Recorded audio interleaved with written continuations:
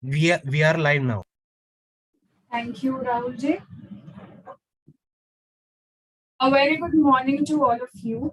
On behalf of the Center for Environmental Law and Climate Change, I would like to take this opportunity to welcome you all to our Deconstructing Environmental Justice series. Knowledge will bring you the opportunity to make a difference.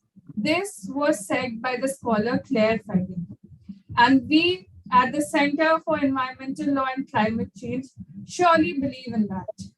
So, the Center for Environmental Law and Climate Change is actively engaged in the crucial agenda for promoting the protection, preservation, conservation, and rehabilitation of the environment, climate, and natural resources within India.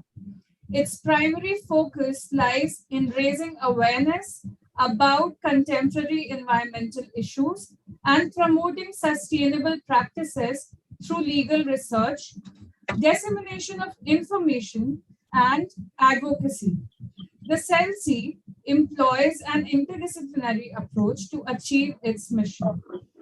Last year, our Center for Environmental Law and Climate Change was a small family which had Professor Charu Sharma, Professor Isha Rana, and Professor Prateek. But this year, our family has grown and we have Professor Charu Sharma as the director, Professor Tony George as the co-director, Professor Mary Sabina Peters, Professor Isha Rana, Professor Chaya Bharadwaj, Professor Saurabh Sood, and me, Professor Stuti Lal, as its members. Under the aegis of Deconstructing Environmental Justice series, the Center for Environmental Law and Climate Change invites you to learn and participate in this lecture with Professor Dr. M.K. Ramesh, who will be delivering a lecture on deconstructing environmental justice, struggles of those who are unrecognized and unspoken about. This lecture aims to enable, empower, and enrich learners' capacities to expand their horizons, build curiosity that triggers research, learning, and networking skills. A webinar of this nature is one of the most convenient modes of tapping into the experiences of the people of such stature and engaging beyond the text. Our speaker for today, Professor Dr. M.K. Ramesh, has been a professor at the National Law School of India University since June 1992. And he has also served as the University Vice Chancellor between August 1, 2019 and September 25, 2019. He has a teaching experience of over 40 years and has worked for over 2 years as a commercial in the government of Karnataka. His areas of specialization include international law, human rights law, environmental law, and natural resources management law, land, water, forests, wildlife, biodiversity, and agriculture. He founded 3 centers of excellence at NLSIU Bangalore, the Center for Environmental Law Education, Research and Advocacy, Common Cell, and Environmental Law Clinic. He was a senior Fulbright Fellow in the US and an Environmental Law Fellow at the Environmental Law Institute, Washington, D.C. He is also the founder of Indian Journal of Environmental Law and has published about 60 research articles and 5 books. We welcome you, sir. Thank you. Sir, you can begin.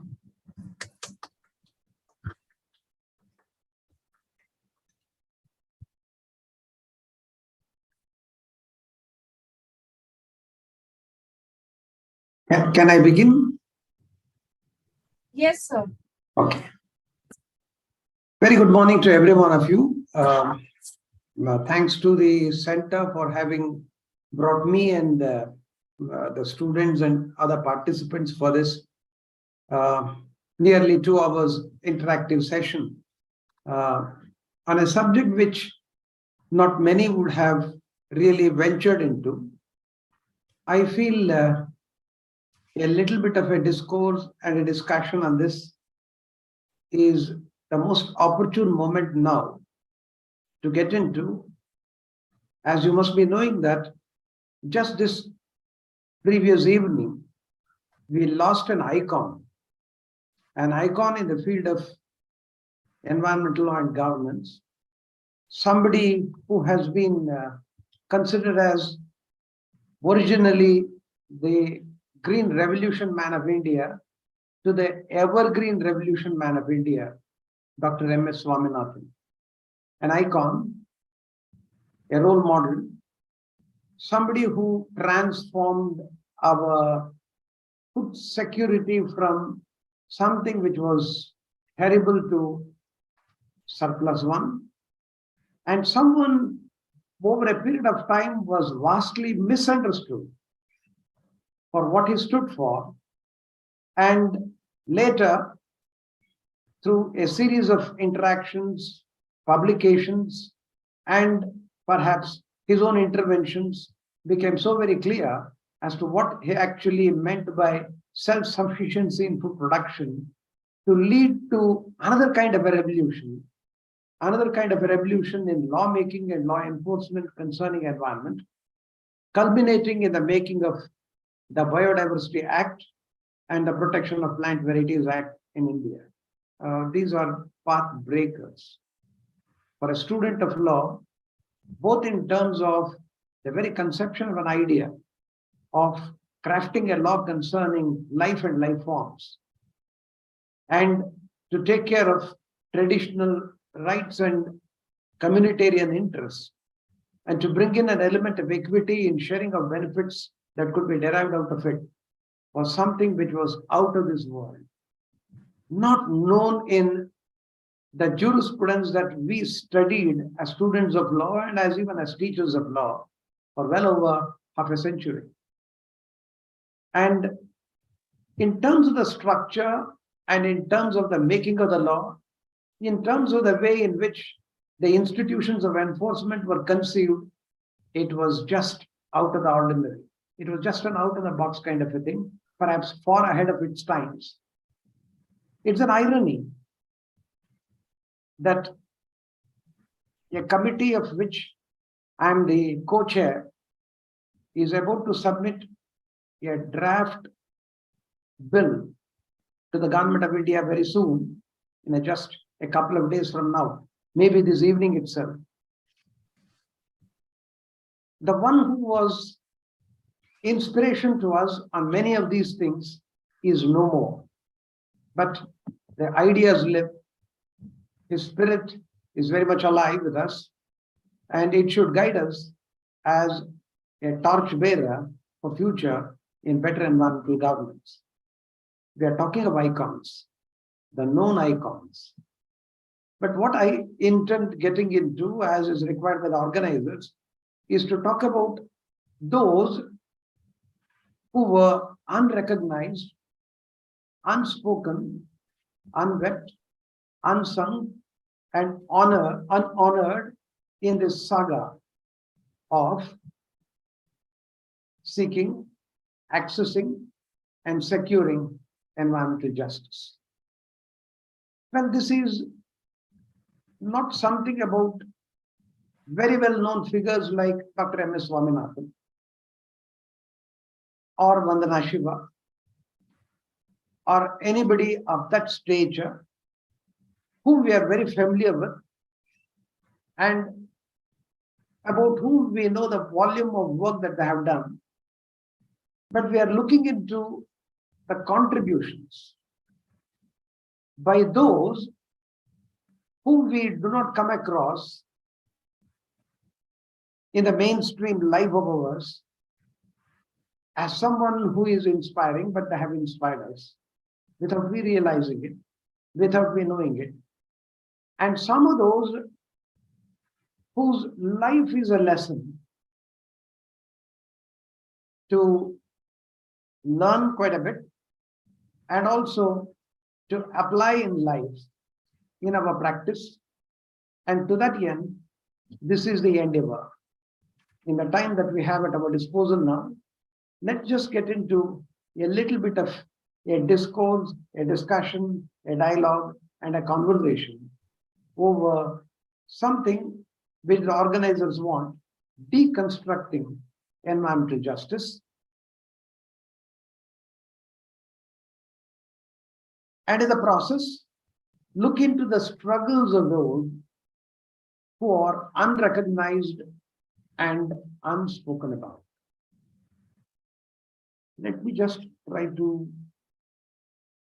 show you a few slides. I don't have too many slides to share, just about some 5 slides. Let me just make an attempt and then see whether I can do that through that. Even without that, I can do that, but still, just to discipline myself, I'm just trying. Are you able to see it on the screen? Something that I have put up on the screen here?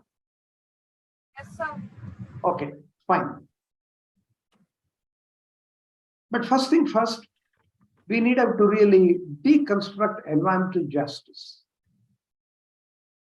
And I will not get into a long discourse on environmental justice, but just a few points, because such of those of us who are familiar with this concept, this idea, this movement, do not require much of a coding or a suggestion as to what exactly environmental justice convey. And such of those who are very familiar with this wonderful work of David Harvey on environment of justice, a 30-page write-up written some 25 years back, which even to this day continues to be an inspiring piece on environment justice movement. And to put it succinctly, it's about a discourse and a movement in securing and recovering the rights of the subaltern over natural resources. It's just a fight against environmental racism, to seek environmental justice. It is more of an environmentalism of the poor and the movement in relation to that, as to how the voices of those unheard of do really get translated into a kind of a movement and find expression in some form or other in the process of policy making, lawmaking, and its implementation, and with what effect. This is the sum and substance of the entire discourse concerning environmental justice, a fight against environmental injustice. But I just would like to view environmental justice not just as a movement or just as a discourse, but to view it in a more holistic sense. A combination of ensuring human and environmental equity. And so it is not an anthropocentric approach, not even a biocentric approach, but a combination of the two. And just to illustrate a little bit, I just pick a couple of international legal arrangements for your, just to illustrate and for your consideration.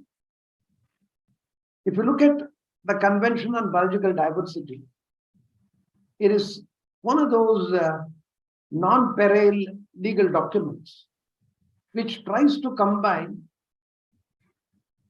two things. One, to ensure human justice, and at the same time also ensure environmental equity.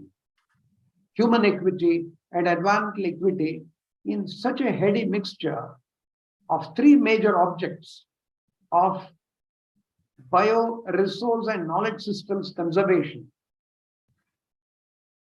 of having enough safeguards against anything that would affect biosafety, and coming up with sufficient measures as to ensure the protection, upkeep, maintenance, management, and improvement of the bioresources that are available for our sustenance, livelihood, and well-being. Second, to promote sustainable use of it. And third, and more importantly, and that's the human equity aspect of it, of ensuring equity in sharing of benefits derived from the commercial application of these bioresources or tapping into the knowledge systems in relation to bioresources. An amazing legal document. It tries to combine these two elements of human and environmental equity.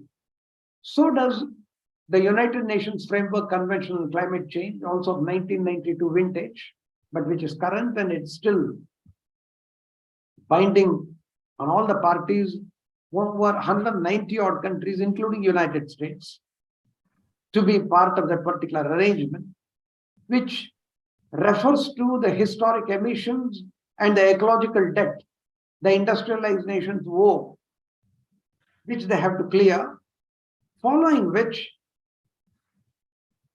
is actually the environmental equity part. The other aspect of that law is essentially to apply a principle acronymed as CBDR, common but differentiated responsibilities. The concern over climate change is the common concern of the entire humanity. All nations are bound to take care of that to ensure the stabilization of the climatic condition in the globe to a particular point of time and ensure that such a kind of a situation would come back to us, would get restored, so that all life and life forms can live well on Mother Earth. And to that extent, there has been a little bit of a spin in taking on responsibilities. While the concern is common, the responsibilities are differentiated amongst those who are primarily responsible for this cataclysmic change in the climatic condition on account of their contributions to the greenhouse gases, wherein they have a set of obligations to really fulfill, so that those who are the victims, the ones who are vulnerable to climate change, who get badly affected by that, their lives would improve, and a hand is extended to them to really come up to that level so that there is development for them. At the same time, the restoration of a normal way of life as all others are enjoying, which is their entitlement denied to them all the while. Well, very profound, looks profound, but you have the legal instruments which are put in place in some form or the other. How it works is another story, but this is something which is at the very crux of the entire object and goal of every environmental lawmaking, to combine human equity with environmental equity. Ensuring ecological integrity, safety, and security is something which is ingrained in our Constitution. Please look to the 42nd Amendment. Article 48A makes it very clear, reminds the public trustees, the government, to take care, to maintain, to protect, to manage, and improve the quality of environment as their primary non-negotiable duty that they owe, for which they're entrusted with a responsibility. And you also have Article 51, capital A, clause G, which also requires that every citizen of India has similar such obligations as the state agencies have in taking care of the environment.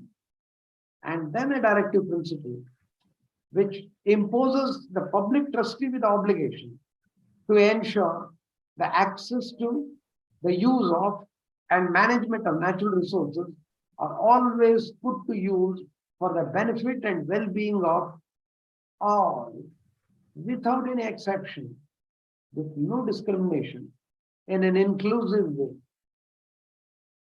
As the Prime Minister time and again remarks, Sabka Saath, Sabka Vikas, Sabka Vishwas, all these are ingrained in this directive principle of state policy, which is actually a precursor to this idea of sustainable development, which came much, much later at the global level in 1992. Look at the vision of the Constitution of India, so forward looking, so progressive, which had things much more than what an international legal principle or an arrangement could come up with.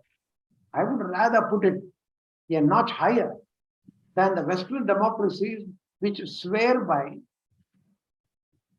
the utilitarian philosophy. And the students of legal theory are very familiar with who is the father of that utilitarian theory. And that's a homework for those who have not done that. So I don't reveal the name, but which stands by this principle that the test of the democracy lies in the greatest happiness of the largest number. Whereas the Indian Constitution stands by the greatest happiness of everyone without anybody being left out. Well, to that end, we get into a very interesting conversation now to see how does this particular idea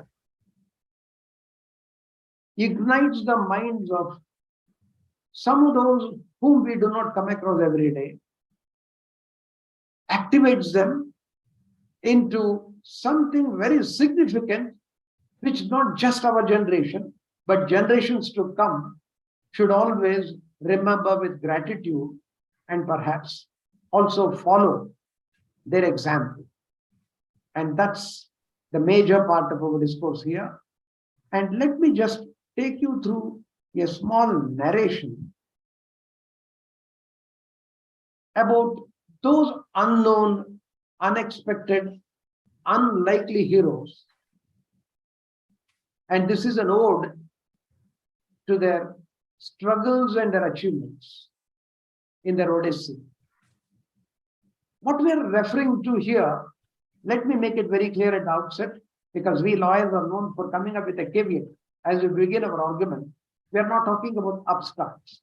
I'm nothing against upstarts, but those who really come from fairly affluent background, they're welcome.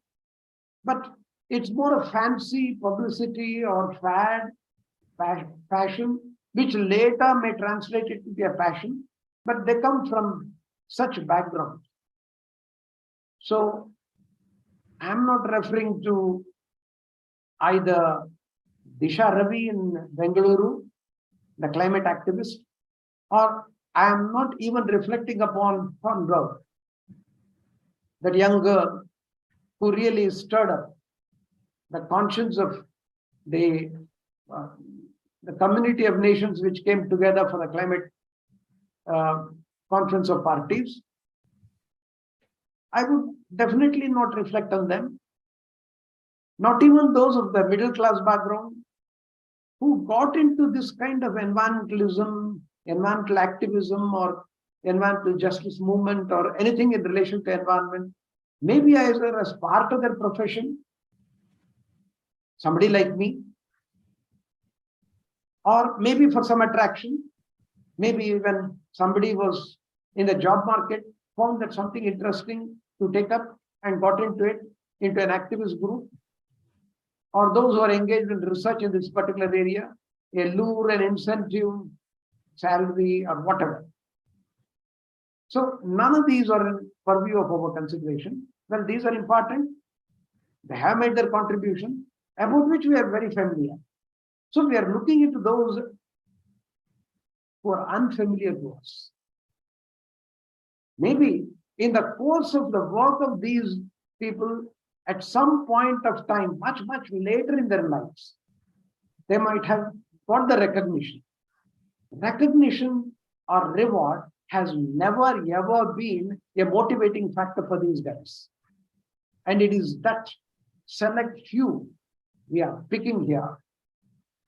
And so, my effort is a celebration of the ventures of such souls.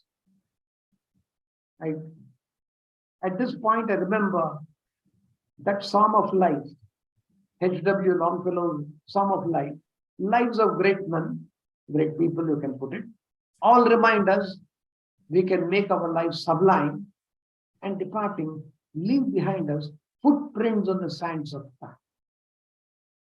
the footprints on the sands of time that these unknown brave hearts, the warriors, the environmental brave hearts I would like to call, is something to really cherish and celebrate. I just have picked some 8 names just to illustrate. And I will quickly get into who are they and what they did and whether it conveys any message to us. Is it something inspiring or not? I leave it to your judgment. But before I do that, just have a look at these 8 names. Kinkri Devi, Jadhav Panning, Salumarada Timmaka, Lakshmi Kutti Amma, Archana Soreng, Jamuna Tudu, Piraram Bishnoi, Tulsi Gowda. None of them appear very familiar.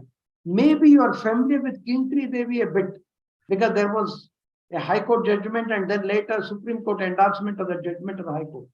So as students of law, you might have heard of Kinkri Devi's name, but believe me, for the first 20, 30 years of her fight, her name was never known, not even to the judges in the High Court.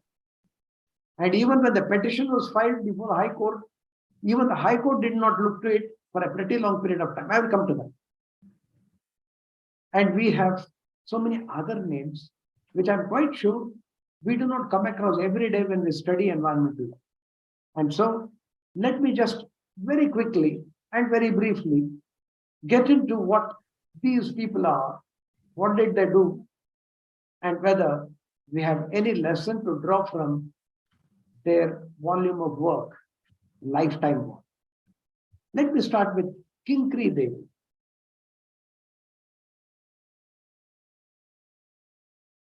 Well, this is one illiterate woman, never knew how to read or write. The only thing that she knew was she learned how to sign her name, and that too a few years before her death.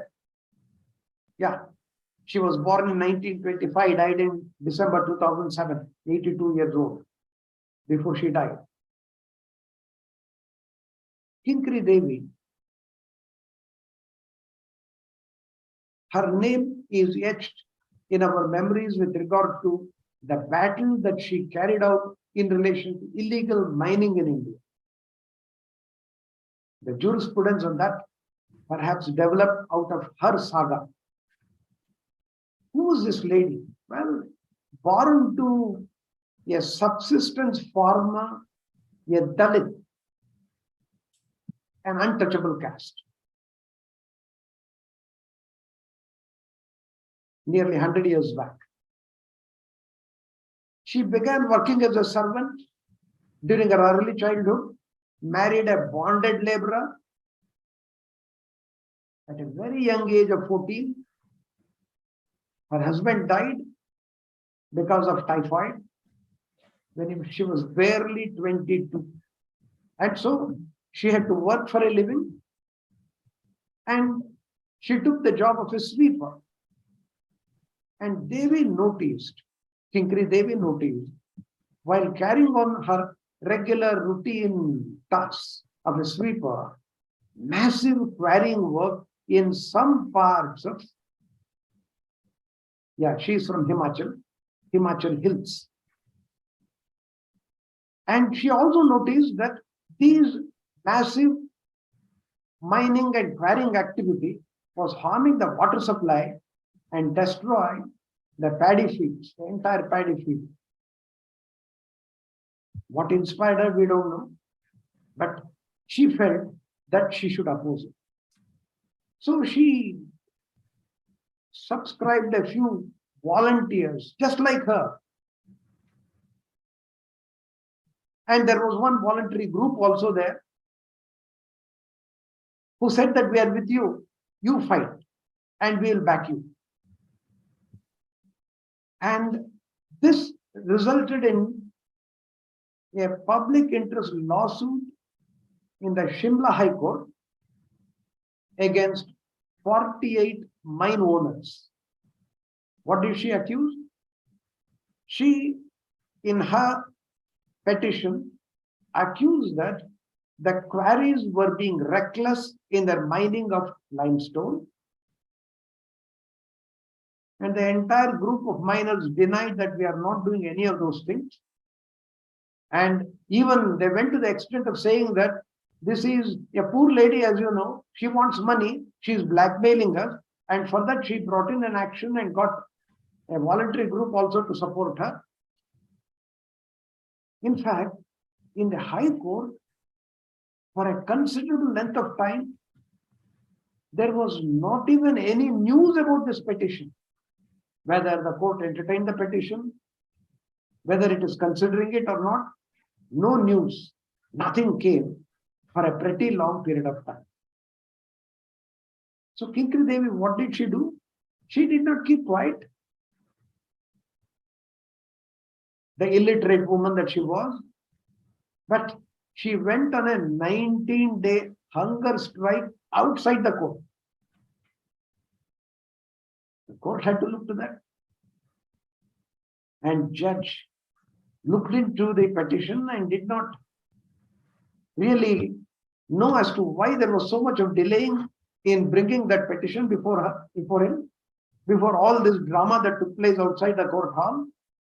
And they went thoroughly, the court went thoroughly into this particular case and found that the parties were guilty. The miners were guilty. They found merits in the argument that was put forth on her behalf. And in 1987, it ordered for a stay on mining and imposed a blanket ban on blasting in her beloved hills in Himachal. Students of law can make a reference to Kinkri Devi versus State of Himachal Pradesh, AR 1988, HP, page number 4.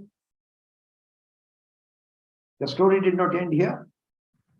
The mine owners appealed to the Supreme Court, and Supreme Court found whatever that the High Court did was right, did not change a wee bit, and went by the decision of the High Court. That was in 1995 July.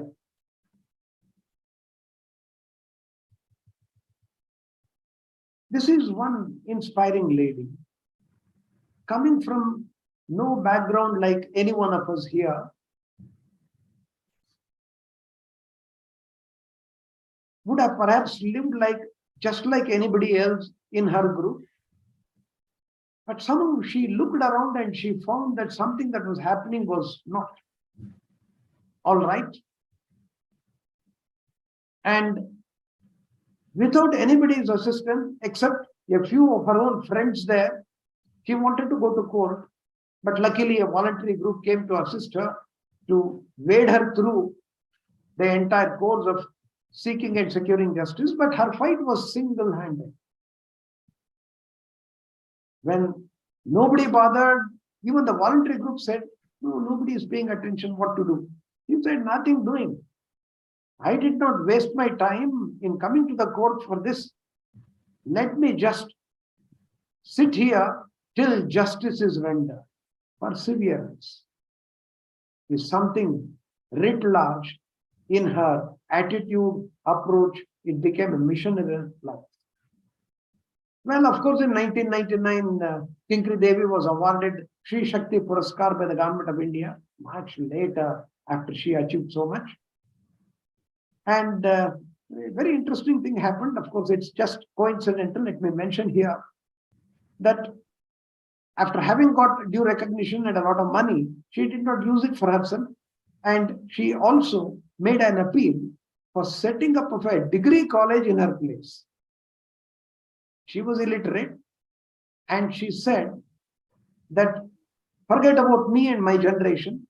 We suffered because of lack of education, but the next generation should not suffer, and they should not go through the kind of travails that we had, and let them have good education so that they would have a good quality of life. Well, how many would think like her being in her kind of position. Jaidev Payeng is another fantastic story. The 64-year-old man, Jaidev Molai Payeng, that's his full name.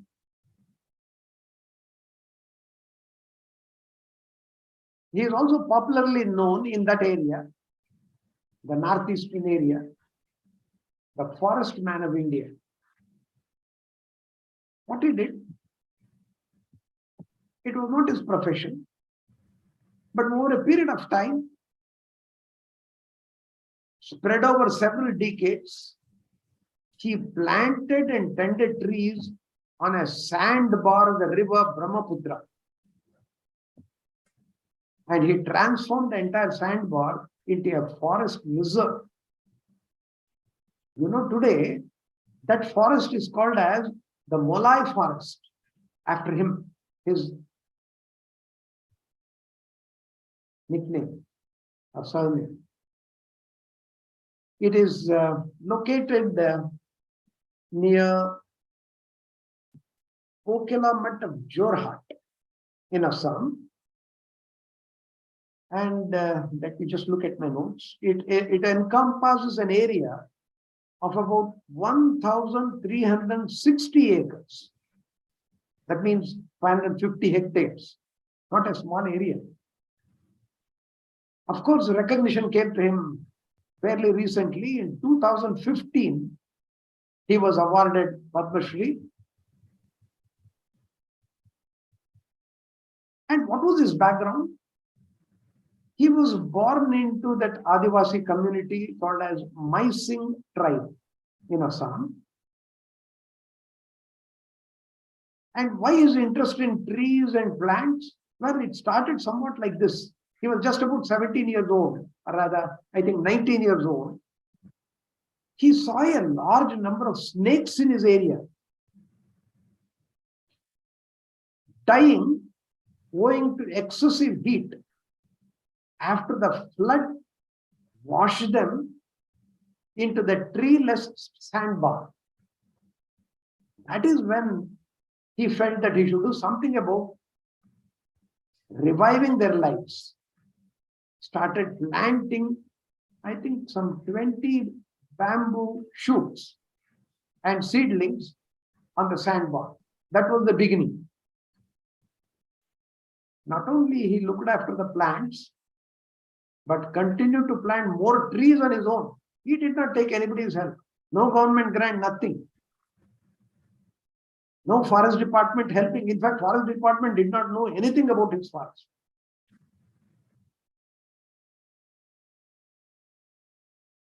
This forest, for your information, the Malay forest, is home for Bengal tigers, Indian rhino, and over 100 varieties of deers and rabbits. It's home to so many other flora and fauna.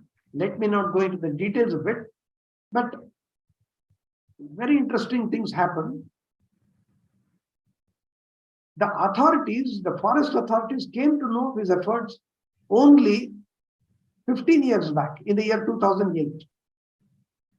How did they know? They stumbled upon an information. The forest departments were chasing certain kinds of activities of miscreants, which led to 115 elephants of the forest straying into the civilized area. And not only these elephants had gone into the farmlands and destroyed the crops, they retreated to the forest, and so they wanted to secure everything. And in that course of that search, they stumbled upon this forest. Right? We had seen some time back a vast stretch of a sandy desert area here. And now we find a lush green forest here. Who is responsible for that? Who has done this kind of a thing? They were really stunned to see such a large, dense forest. And since then, the department regularly paid a visit to it, encouraged, patted him on his back, and whenever they could also lend a hand to him in the upkeep, maintenance, and management of the forest. He is just someone into animal husbandry. He sells milk for his livelihood, which is only source of income.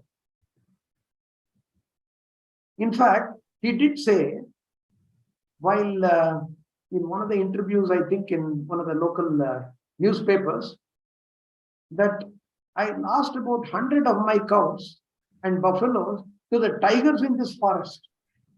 But I don't blame these tigers or elephants. I blame the very people who carry out large-scale encroachment of the forest area and destroy the forest. And where do these wild animals go? And that is the root cause of the plight of somebody like me. And I don't want that to happen. We need to have a conservation area for these wild animals so that they live well and they maintain the ecological balance and we can live happily in our civilized existence.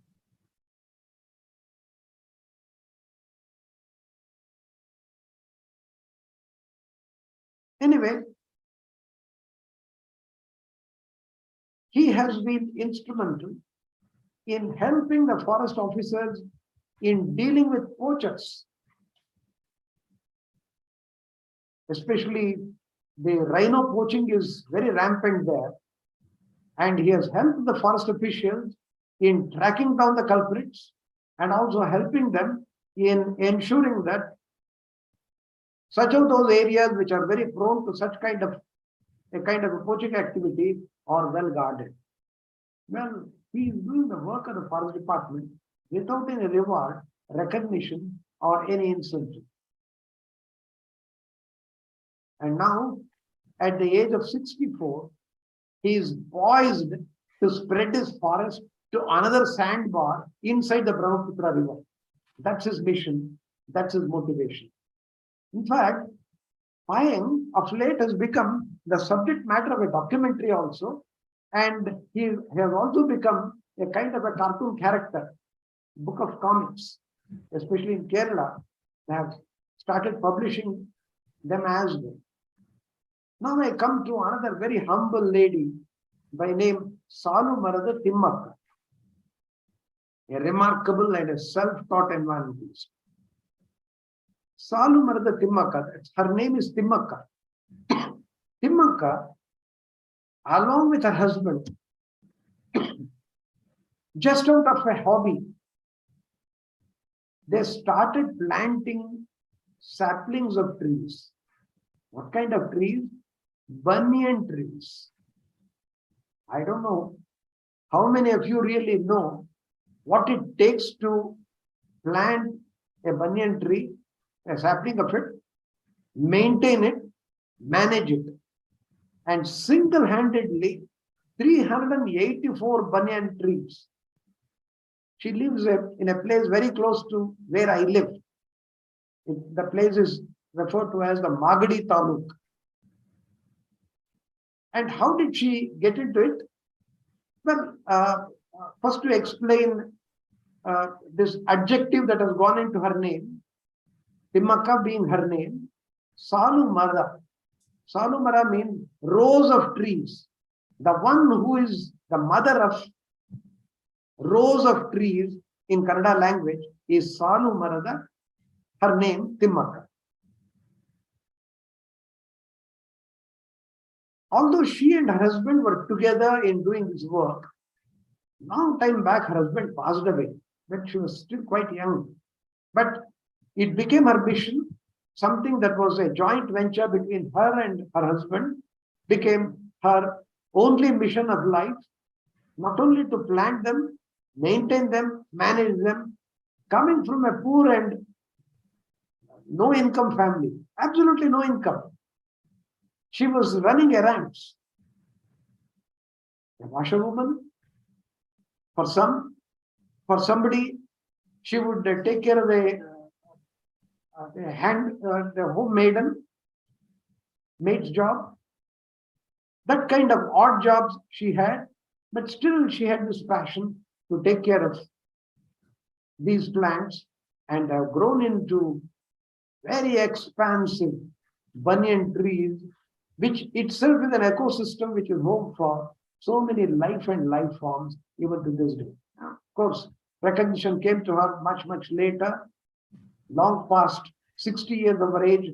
She became known as the awardee of Godfrey Phillips Award in 2006. She got the National Citizens Award in 1996. It's an inspiring journey as a testament to transformative power of individual commitment toward environmental conservation. The fourth one is Lakshmi Kutti Amma. I will accelerate now. Let me quickly refer to a few more names just to drive home a point. Lakshmi Kutti Amma is a lady who honed her decades worth of knowledge on ancient medicine and traditional healing practices belonging to the small Kani tribal community very close to Thiruvananthapuram in Kerala.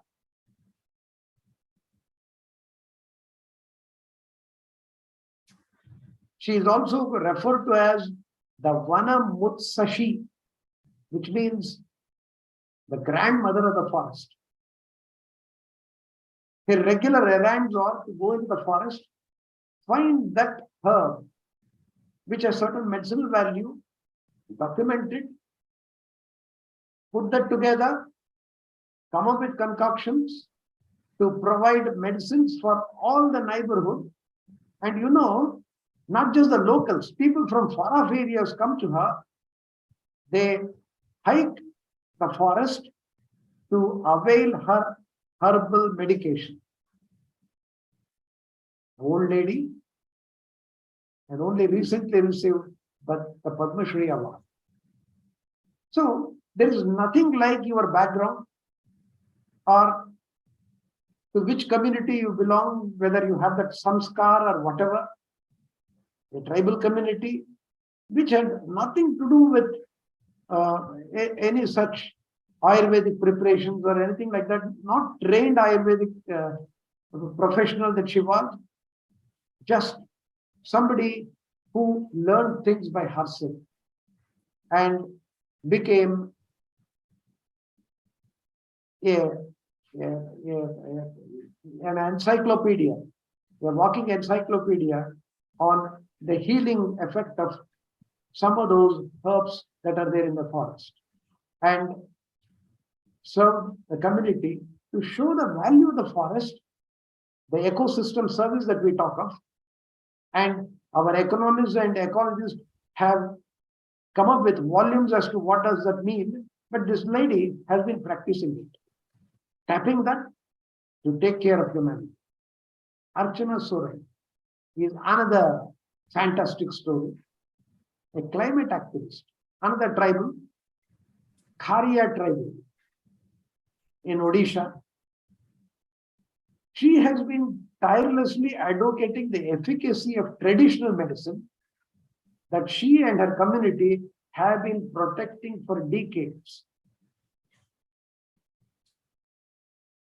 In fact, so strong and so vocal her voice has been, it has been instrumental in shaping the dialogue around the protection of indigenous communities and their ancient practices that strikes a harmonious balance between nature and human life, relating the tribal existence to environmental conservation, a model example in what Archana Soren did and continues to do even to this day. An exciting environmental warrior, Jamuna Tudu, in Jharkhand. There's a small village called Purbi Singhbhum. In this village, a small group of women assemble around the tree trees for a holy ritual every year. Such rituals are commonplace everywhere. We are familiar with that. But here, the intent of this small group of people is something very novel. Jamuna Tudu started the trend. What is the trend? She will get these groups of people, women, to come round and tie colorful Rakhi, thread of protection, not to their brothers, to their wrists, but around the trees. And what is that? It is the protection that they are offering to the tree to protect them forever. Women protecting them. It's a ritual which is a spiritual and a social statement of non-violent war against the forest mafia and poachers who for years had plundered these natural resources in that area, in that village area, while the rest of the village were staying mum out of fear. What Jamuna did? Jamuna, her first battle was with this timber mafia, who were responsible for chopping down of trees with complete disregard of law and order. Even the enforcement agencies were afraid of facing this mafia. But she felt that she cannot get help from either the fellow villagers or from the state agencies. Everyone was, I don't say complicit, but everyone was very passive observers of an onslaught happening all the while, the degradation, the depredation, and environmental injustice that was being caused all the while. What did she do? She's called, not for nothing, she's called the Lady Tarzan of this area. She created a group of 25 women from the same village, armed them with bows, bamboo sticks, and spears. Look at her approach. They marched into the forest to take down the forest predators. Not once. It was a kind of a vigilance. It was almost like a ship system. They would carry 24/7. There were many a scuffle they had with the mafia, but so trained, so well equipped, so efficient these were, with little harm to themselves, they were able to inflict severe damage and instill fear in the mafia. She told the woman that in this journey, they would come across both good and bad times, regardless of which they have to struggle to save the forest which is dear to us. Lady Tarzan now has the subscription of membership of over 6,000 members. And she saved hundreds of hectares of forest land in the last 20 years. If you're looking for a role model, I don't think you needed to go far. Jamuna Tudu could do. Piraram Bishnoi, most unlikely fellow, a mechanic who earns his livelihood working at a small puncture shop near the national highway. But something extraordinary about this guy. What he has done? In the last 1.5 decades, he has saved over, hold your breath, 1,500 distressed wildlife.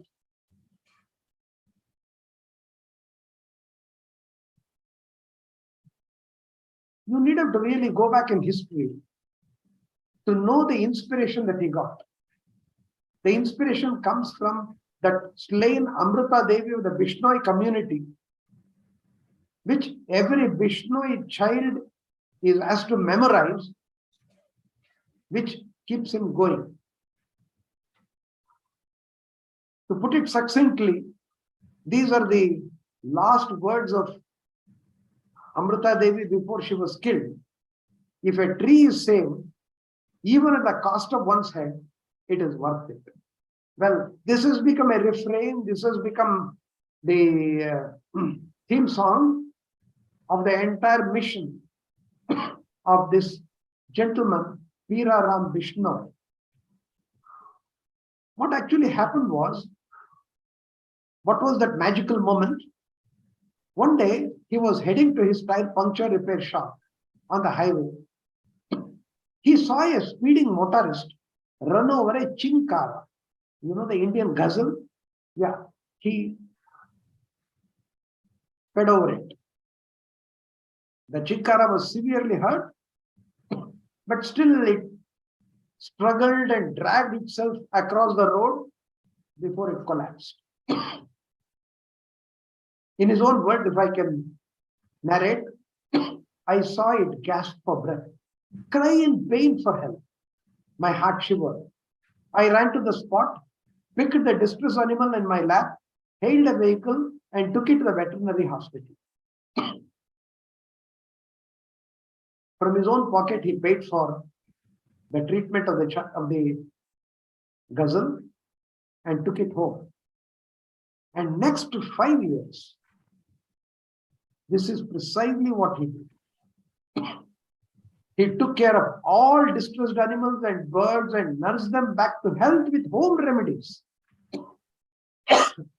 His family became animal lovers, extended their complete support to him, and it inspired the people around the village.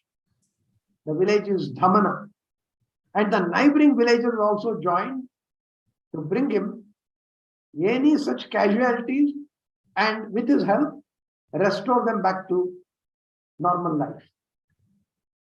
Well, it's not all support. While he was doing all this, he also drew the ire of hunters, poachers, and trophy hunters, and even faced several threats to his life.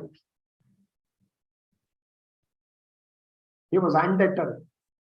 Amrita Devi was at the back of his mind.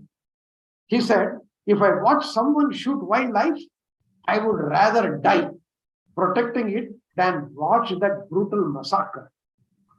I will not go down to these hunters and poachers. These species are more precious than our own lives. I don't have any record of whether his work got recognized, whether he got Padma Shri or Vrikshamitra Award or whatever.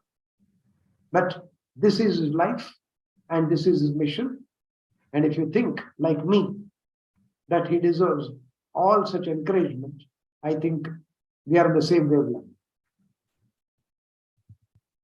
Let me just quickly refer to a couple of more, because talking about the Vishnoi community and their saga is going to take me long. I won't have the time for that.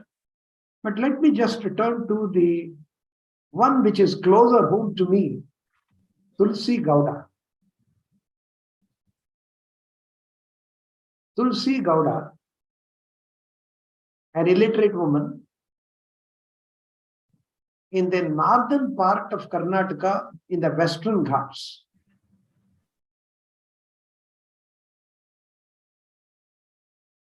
She was a volunteer, and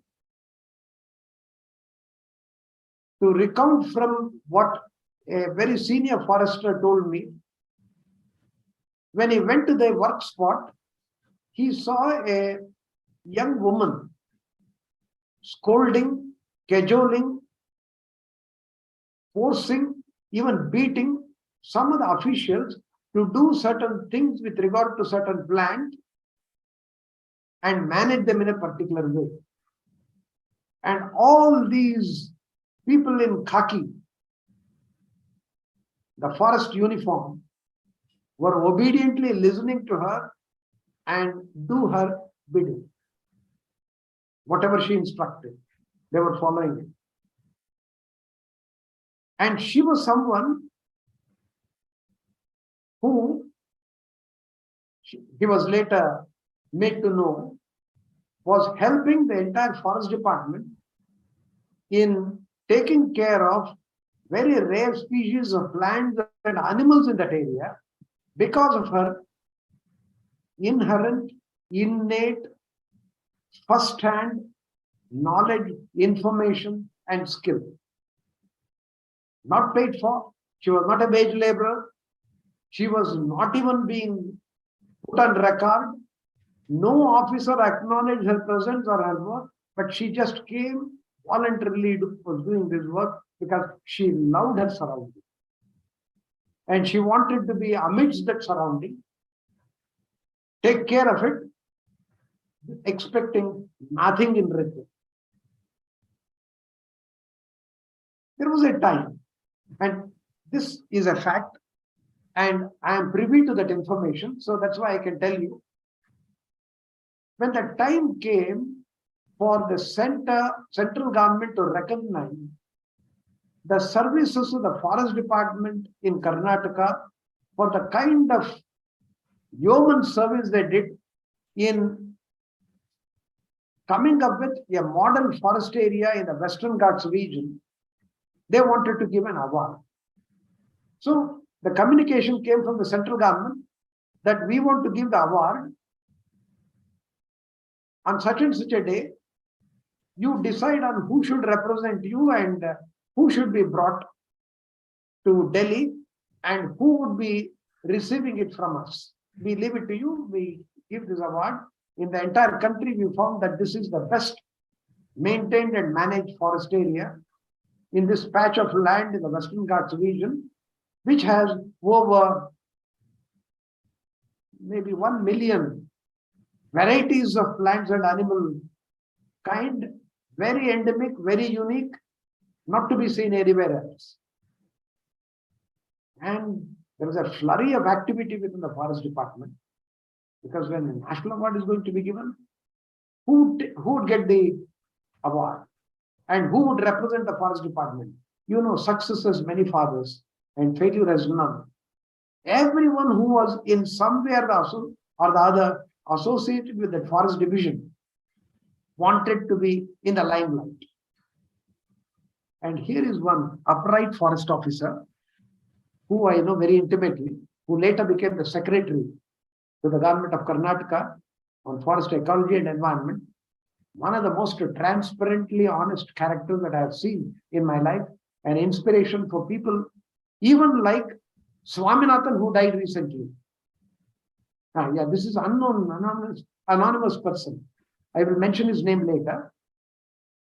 And deliberately, I am bringing a forest official's work here for the simple reason that not many really know for the kind of award that he got or anything like that. He did a survey and he found that this was the lady at the back of everything and was instrumental in getting it. But forest department opposed. They said, this is not even an employee, not even a wage laborer with us, a volunteer. How can she represent the forest department? You know what this officer did? He said, here and now I am appointing her as in this forest department, and who would represent the department, and if she doesn't, we don't deserve this award. So powerful was his statement. Even his superiors shook and acceded to the demand. She represented the forest department, someone who was not at all associated with the forest department, getting the Vrikshamitra award from the President of India in Delhi in a colorful ceremony. The story did not end there. Much later, this forest officer got all her work recorded. They're available in recorded form now, in documentary form, of what she had done over a period of time in identifying seed variety, in saving them for the farmers, for the forester, for the healers and those who are in the Ayurvedic system. Everything is documented now. And when the time came for the government of India to give the Padma Shri to This gentleman I mentioned, he said nothing doing. The award should go to this lady. You have for long, you have not recognized her services. It is time that we as a nation recognize Tulsi Gowda's contribution. He spent his own money because the government could not really consider his request that she should become the government guest and taken to Delhi. The state government did not do anything about it. But later, when he said that I am offering to foot the entire bill from whatever pension, he had become a pensioner by then, whatever pension money that I get, the government woke up and took care of her travel. She got the Padma Shri. I'm referring to one Dr. A in Yellapareddy. I don't know how many of you know about him. I would rather consider him to be another unknown, unrecognized, unspoken giant of a personality. He was an inspiration for Madhav Gadgil, who later came up with the report on Western Ghats, which actually gave the encryption in the UNESCO as a heritage site. He was instrumental in helping the High Court in Karnataka in saving and conserving the lake systems in Karnataka by coming up with a model code of conduct as to be observed as to how they have to be taken care of. I have not mentioned his name because if I mention his name, he will get upset with me. Well, there are many more of that kind who are an inspiration to us as to how our lives can become as sublime as theirs, who never expected anything. And what do we carry from these experiences? Those 8-9 stories that I narrated to you, it's with a purpose that most of the time on 5th of June, we have great grand gala functions organized. And with monotonous regularity, we have the same kind of activity that is being carried out. I distinctly remember T.N. Session in one of those programs said, why didn't you think out of the box and do something much more than visiting a forest, making note of the birds and trees that are there and that kind of a thing, or painting competition or that kind of a thing, or go for environmental run or anything like that and get some t-shirts and a lot of publicity. Do something more. And if you really consider environment as a priority, then I think these experiences and these lessons that you draw from those unheard and unrewarded, unrecognized faces who are all around us need have to find place in policy as indicative of commitment and a driver for action for the policymakers. And in law, in specific terms, should really permeate into it and get illuminated. And if I can quickly give you an example, refer to section 28 of Indian Forest Act. There is one category of forest called as village forest. Please look around all over India, whether there is any such village forest, one category of the three many categories that are there, like reserve forest, protected forest, and village forest. You have seen protected forest, you have seen reserve forest, but have you seen a single village forest? Nobody in the forest department has paid attention to create a village forest. In creating a village forest and ensuring the responsibilities of taking care and managing village forest, which is a statutory prescription under section 28 to the local community, you celebrate the lives of such people, identify, recognize, and this is all the incentive they look for. That's the kind of thing that could be done. There are so many other things that can be done. I have mentioned it here in the question hour. If you have questions, I will be very happy to respond to you. And also in terms of implementing the law, some of these that these people have been practicing can be made as part of what is called as standard operational procedures. I'll give you one simple example. Lakes and water bodies, especially in the villages, are considered very sacred. Part of those. And villagers used to do. I refer to a lake festival that I have seen myself during my childhood, referred to as Kere Habba, Lake Festival, organized every year. You know what is a lake festival? A lake festival is one where the village farming community, after the harvest, they don't rest. After taking a few days of break, they go to the nearby water body, take the silt out of the bottom of that lake, and that silt is being spread on their farms.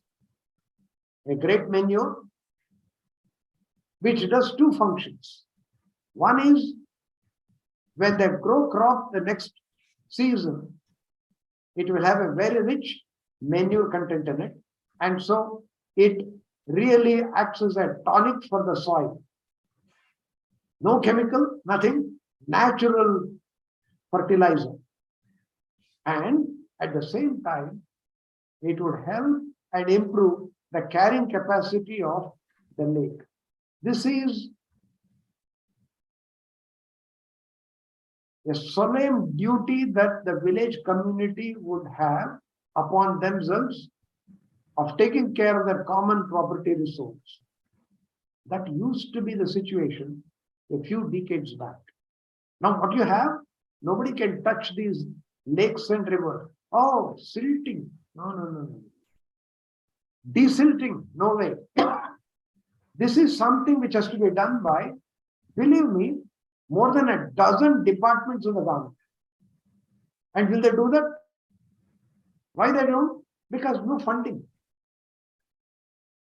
And what they do? They look up to the panchayat, they look up to the state government, they look up to the central funding, they look up to international bodies to give them some kind of a funding so that with that they can, making use of that, they can commandeer the services of people, make so many appointments, spend a lot of money, and give, at least on paper, that they have done this particular work, so that the lake is clean, its carrying capacity is increased, and things like that. What do they do with the silt? Nobody knows. So I think it's time that we need to really bring it as part of the standard operational procedures of this dying wisdom. There is a wonderful work, actually in 2 volumes, published by Center for Science and Environment. Students may make a note of it. The title is Dying Wisdom. It narrates such experiences of the past, such traditions that communities of people had, and in some parts of India still alive, even to this day. And they are documented. And it's time that our policymakers and policy implementers take a note of it and internalize them in their function. It's a life lesson. All that we had a sample of an idea is a life lesson for all of us, to make it part of our life and lifestyle, if we really care for environment and if environment is a priority for us. And also remind ourselves of our role as an environmental steward, with the Constitution commands as a fundamental duty. The recent clarion call given by our Prime Minister in the Conference of Parties, the 26th or 27th of the climate change agreement, is mission life, lifestyle for environment. Lifestyle for environment, well, adopting such a kind of a life and a lifestyle which is environmentally benign,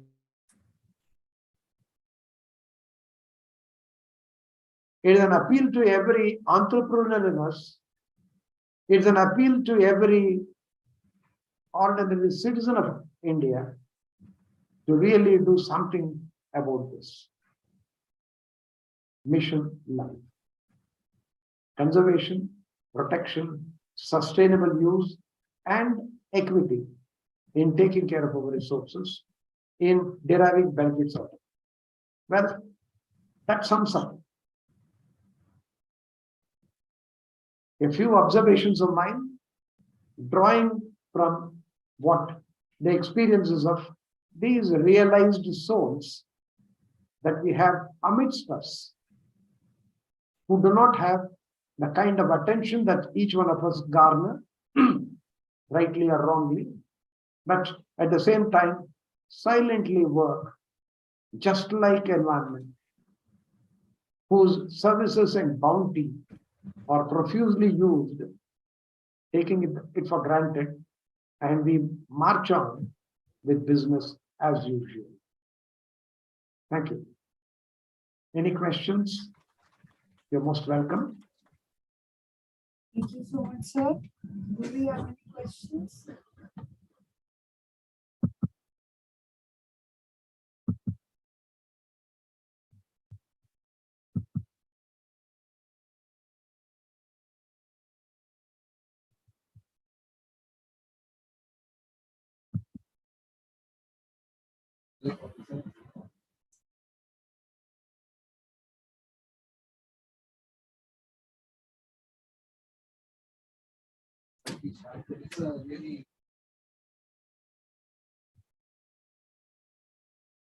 I don't know whether whatever I spoke has gone over your thinking, but if you have any questions, you are most welcome to ask me.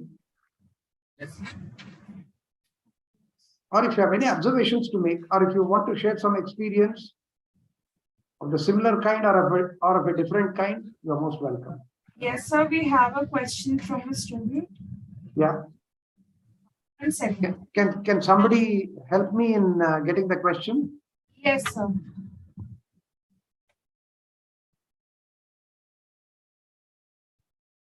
Yes, sir, I hope I'm audible to you. Please identify yourself. Give your name. Or your So can you student or hear what? us? Yeah, I'm Unrecognized. I'm third year LLB student. I think you have to speak up. I'm not able to hear you.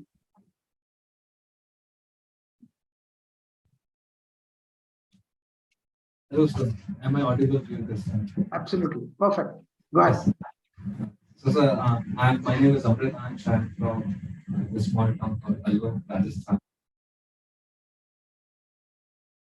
So it's a really nice and inspiring talk that you gave. But my and the especially the part of the intersection of how we should invoke traditional practices along with environment stewardship. But at the same time, I believe that this is a question of curiosity and inquiry also.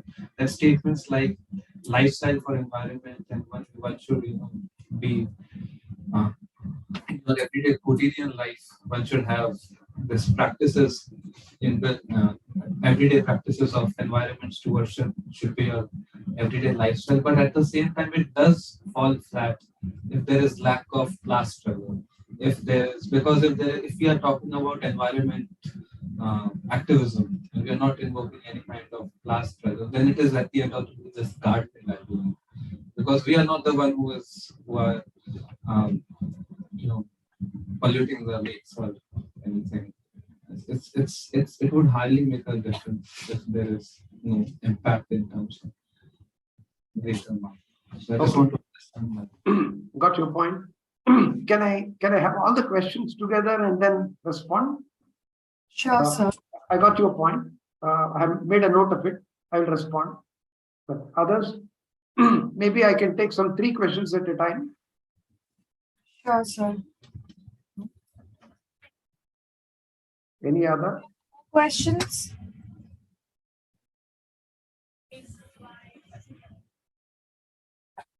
One moment, sir.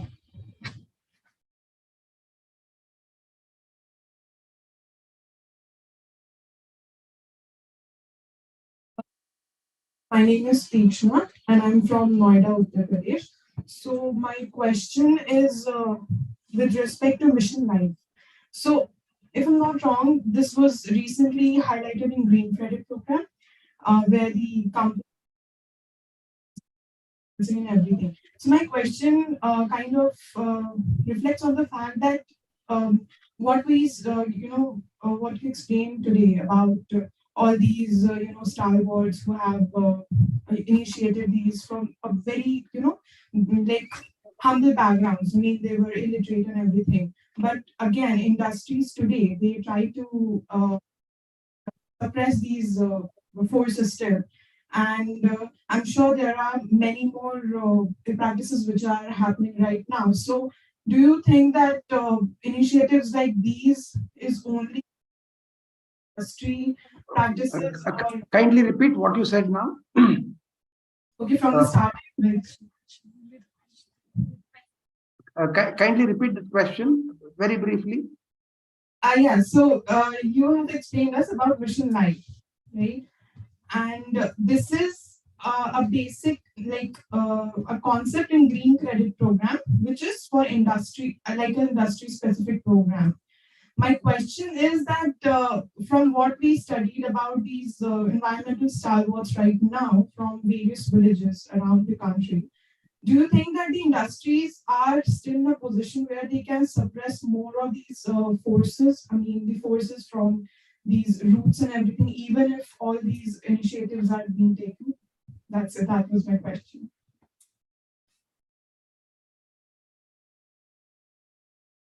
Thank you for your question. The allopathic medicine versus indigenous medicine systems, or what exactly is the question? Can you put it more succinctly?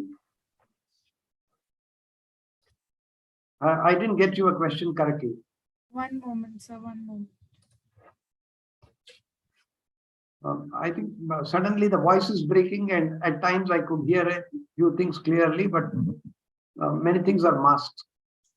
Am I audible, Professor, now? Or the organizers can translate it in a few words as to what the question is about, One moment, sir. to save time. Sir, the question is that there is a class struggle. There is a struggle between corporate houses and the multinational firms or the industries which are polluting and degrading the environment. So, how can we, as individuals, win against this tussle, and how do we ensure that environment protection is ensured? Okay. Got it. Do we have more questions? Okay. I think I can I can feed the three together. Yeah. Although I'm not too clear about the second one. If you want to give clarity to that, please give. Otherwise, I will start my response. Yes, sir. We can have the answer. Something in relation to TK. Okay, fine. Let me club all the three. Thanks for the questions posed by you. These are the kinds of questions that should really help us in see what can be done. When you have, as one of the questioners asked, that multinationals are so powerful, how do we wage a war against the multinationals? And linked to the first question, what is that lifestyle that we need to adopt to bring in that qualitative change? Let me address that first, combining the first and the third question. TK, I will come to a little later. What are we referring to here? If you look at the background for the call for mission life. It's all the sordid tale about the climate change arrangement over the last 30 years. As you must be knowing, there has been this international legal arrangement for climate change agreed to by over 190 odd countries in 1992 through a framework convention that here is a group of nations which are primarily responsible for dirtying this environment, and they take the primary responsibility. How? Number one, they would clear the muck in the atmosphere. They will bear all that cost. Second, they would be able to pay back to nature as you would owe to someone who has given you a loan in clearing the debt. And it was called as the ecological debt.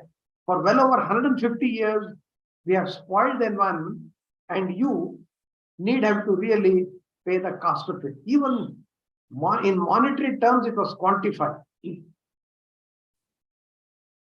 And third, that you needed to develop such technologies, such know-how, as to see that this unsustainable life and lifestyle would go, and bring in that kind of a know-how for even the developing, underdeveloped, and perhaps refusing to develop countries to be on par with the rest, so that we will have a better and a cleaner climatic condition, stabilized the temperature to that of 1990, so that we can breathe easy and live well. That was the sum and substance of the 1992 arrangement, for which the tools were evolved in 1997 through a Kyoto Protocol. But the Kyoto Protocol, its lifespan was very limited. It concluded in the year 2012, but it could not come into operation because the students of international law, you know, that for any kind of an international legal arrangement to come into force, you needed to have a minimum subscription of states to adhere to its terms. And that happened only in the year 2008, January. And so this was alive for about 5 years, and 5 years' time was insufficient to do what they should have done in 20 years. And so the Kyoto Protocol breathed its last in 2012. The nation states could do nothing to repair the damage. The climatic condition from 1990, it was worsened by 2015. And when all hopes were lost, then they came up with a new formula of a voluntary undertaking by the states through an agreement which is not binding on them, called the Paris Agreement, the grandiloquent Paris Agreement of 2015. And they said that nation states should set their own targets and then come up with their own mechanisms as to how well they would be able to reach the target and conform to the requirements of the Parental Framework Convention on Climate Change of 1992. As part of it, this mission life has come. And this has come from India. I don't know how many of you are aware about this paradigmatic shift that's occurring in international relations, in international law, in the relation amongst nations, in the whole grammar and jurisprudence of international law through this one arrangement, climate change. The climate change arrangement is a testimony for the complete failure of law and order to the might. No powerful nation would be able to stand this might of the corporate world. The business as usual continues undeterred, notwithstanding all these international legal arrangements of imposing liability on states, and states are not able to conform because the corporates were not cooperating with them. the states within themselves have not been able to really give a good account of themselves, including the most developed of nations. You know, the very state which started all this saga concerning climate change, United States. Within United States, there is a conflict amongst the 50 federating units with the government on the climate change issue. There are some states which have done fantastically well, and there are some states which are the laggards, and they're clashing with each other. That while we are more climate friendly, these are not. Why don't we impose certain penalties upon them? That clash is going on, and it is very much there in the Supreme Court of United States as well. So there is inherent conflicts and contradictions, irrespective of whether you are the most developed, developing, or underdeveloped nation. The state and state agencies have failed. The corporates have marched on with business as usual attitude, and climate is suffering. We are all suffering on account of that. So why this call then? This is, to put it very succinctly, is a call for change of preference amongst the consumer. I and you are consumers. If you agree and believe in the new jurisprudence that was written with the making of the laws concerning consumer law, from caveat emptor, we have moved to caveat vendita. The buyer beware to the seller beware. The consumer is the king. And if he is the king, and if he makes a choice that this is the way of life that I'm going to lead, this is the kind of product I want, this is the way I am going to use the resources, and this is the thing that I expect in the marketplace, believe me, no force enough, no corporate, no government can come in the way. That requires a different kind of an outlook, a different kind of an approach, a different kind of a thinking about environment than what we currently have. What I can do. Well, charity begins at home. Come with that kind of a consumer preference. You are a consumer. You are the ultimate consumer of everything, of the services and goods. Have you made your choice? It's actually touching our conscience. Talking about environment is not external. It is something that's to be internalized. And if you do that, and that's what Mahatma Gandhi told us long time back, become the change you want. That change that you are expecting from others, from the government, and it as an environmental steward is your fundamental duty. Think in terms of changing your perception about resources, the way it should be used, and how it should be managed. And it should start with consumer preference. It is lifestyle for environment. To bring the corporates to their knees and conform to the consumer demand. This is actually the basic rule of the market. They go by the demand. They have been creating demand by their own advertisements, by their own kind of very aggressive approach of making people buy them with so many attractions. You have to reverse that. Well, this is what you claim they have, but this is what I'm looking for. Do you have that with you? And those 8-9 examples I gave you are excellent examples, very illustrative examples of what we can do without these consumer products that we have. I will give a simple example, which may link up with the second question in relation to the traditional knowledge and traditional knowledge systems with regard to modern medicine system. You know the World Health Organization's formulation about What are the kind of drugs that we require? What are the kind of formulations that are sufficient? Not more than 50 kind of formulations to deal with every kind of ailment that we have. But what we have, the formulations we have run to thousands. And each one, which claims to have a different characteristic, comes up with a price tag unconscionably high than the cost of production or even the know-how that has been invested in the production of that. You can break that.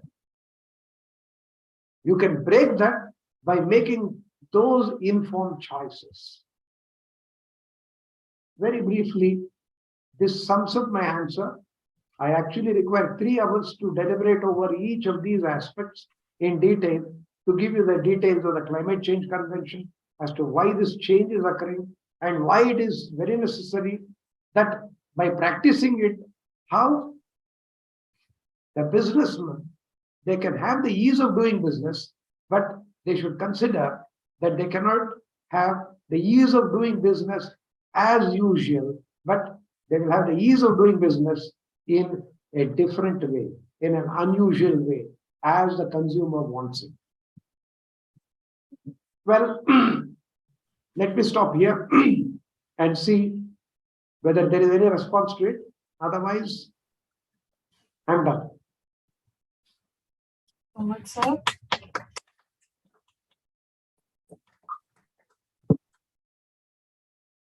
Center for Environmental Law and Climate Change, Jindal Global Law School. I would like to convey our sincere gratitude to you, Professor Ramesh, for taking out the time to deliver this lecture, which was both enlightening and deeply impactful. It shed light on the often overlooked challenges faced by the marginalized communities in the realm of environmental justice.